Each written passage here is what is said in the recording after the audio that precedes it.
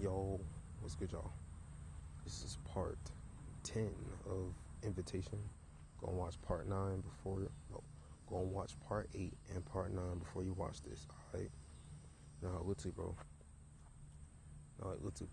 We're, still on Matthew chapter 16, verse 24, on the first crucial part of the verse where Jesus Christ literally says, let him deny himself. And literally, bro, back to what I was saying. Now, back to what I was saying, I was still doing an example. Now back to what I was saying, literally, bro.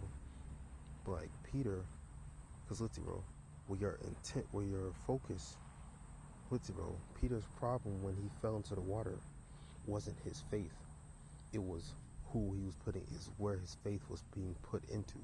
It was who he was putting his faith on, or what he was putting his faith in. Literally, bro.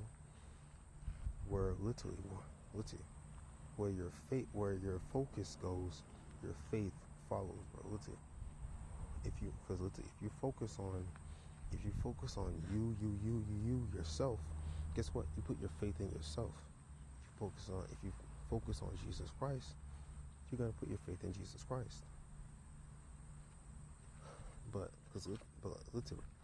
Peter's problem wasn't his faith, or he needs to grow faith. And people think that, oh yeah, his problem was his faith, he was faithless. No, he didn't lose faith, and his problem wasn't his faith. It was who he was putting his faith in, is where his faith was being focused on and to.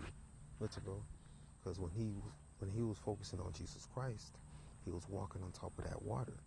But when he was focusing on the wind and the waves and the water and the storm, he literally fell into the water and put his faith. Guess what? He looked at the winds and the water and the waves and the storm.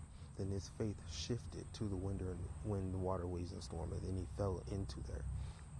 Yeah, he put his faith in the wind, the water, waves, and the storm to hold him up, and then guess what? He fell in, because the wind, the water, and the waves can't hold him up. Literally, bro. But focus on Jesus Christ. Guess what? The wind and the water, the waves can hold you up because you're focusing on him, which means your faith is being put in Jesus Christ. Literally, bro.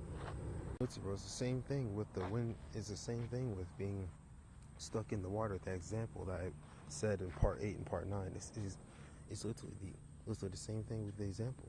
Yo, because literally, your problems, your trials, your tribulations, your everything, your problems, trials, tribulations, all of that. Literally, constant. Jesus Christ won't take the water away. He won't remove the water. He won't remove you out of the water. Guess what? He will give you access to walk on the water. He'll give you access and the authority to walk on top of the water. Literally, bro.